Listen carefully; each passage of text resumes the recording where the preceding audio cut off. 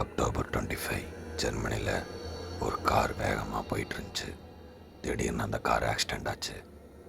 Accident ஆனதை பார்த்த lorry driver எல்லாரும் யாருக்காவது ஏதாவது ஆச்சான்னு வந்து பார்த்தாங்க.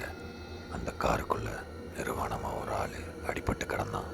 அப்போது அந்த ட்ரக் டிரைவர்கிட்ட அவன் சொன்ன வார்த்தை,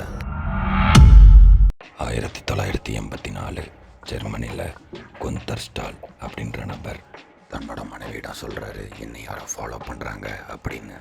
ஆனால் அவங்களோட மனைவி இதை நம்பவே இல்லை. நாள் நைட்டு அவர் தன்னுடைய வீட்டில் இருந்து எனக்கு தெரிஞ்சிருச்சு அப்படின்னு சொல்லி கத்தி எந்திரிச்சு ஒரு பேப்பரை எடுத்து என்னமோ எழுதினார்.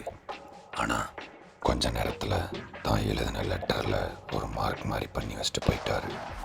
தன்னுடைய காரை எடுத்துக்கிட்டு ஒரு ஒயின் ஷாப்புக்கு போனார். தன்னை சுற்றி என்னதான் நடக்குதுன்னு தெரியாமல் அவர் ட்ரிங்க் பண்ண ஸ்டார்ட் பண்ணார்.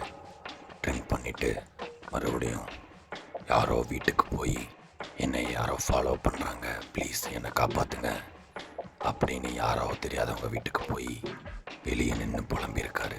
மறுபடியும் அவர் காரை எடுத்துகிட்டு வேகமாக போயிருக்காரு. அப்போ தான் அந்த சம்பவம் நடந்துச்சு.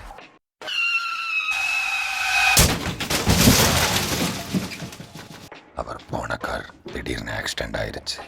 அப்போ ரோட்டில் போன டிரைவர்ஸ் எல்லாரும் வந்து காருக்குள்ளே யாராவது இருக்காங்கன்னு பார்த்தா அவர் நிர்வாணமாக இருந்தார். அப்போ அவர் சொன்ன வார்த்தைகள், என்னோட 4 பேர் இருந்தாங்க, அவங்க யாருன்னு எனக்கு தெரியாது, ஃப்ரெண்ட்ஸும் கிடையாது, ரிலேட்டிவும் கிடையாது அப்படின்னு தன்னை காப்பாற்ற வந்த ட்ரக் டிரைவர்கிட்ட இவர் சொன்னார். உடனே ஆக்சிடெண்ட் ஆன இடத்துக்கு ஆம்புலன்ஸ் வந்தது. அவரை கூட்டிகிட்டு போகிற வழியிலே அவர் இறந்து போயிட்டார். ஸ்பாட்டுக்கு போலீஸ் வந்து செக் பண்ணிகிட்டு இருந்தாங்க. அப்போ அந்த ட்ரக் டிரைவர்ஸ்லாம் சொன்னாங்க, அந்த பையன் சாகிறதுக்கு முன்னாடி என்னோட 4 பேர் இருந்தாங்க, அவங்க யாருன்னு எனக்கு தெரியாது அப்படின்னு ட்ரக் டிரைவர்ஸ் போலீஸ்கிட்ட சொன்னாங்க. அதுக்கப்புறம் போலீஸ் அவங்க ஃபேமிலியை போய் விசாரிக்கிறாங்க. அவங்களுக்கு எதுவும் தெரியல, ஆனால் சாகிறதுக்கு முன்னாடி பேப்பரில் ஒன்று எழுதி அவனை மார்க் பண்ணி வச்சுருக்கான் அப்படின்னு போலீஸ்கிட்ட அவங்களோட ஃபேமிலி சொல்கிறாங்க. அவர் அந்த லெட்டரில் எழுதின வேர்டு YUGDEZE இந்த வேர்டை மட்டும் மார்க் பண்ணியிருக்காரு.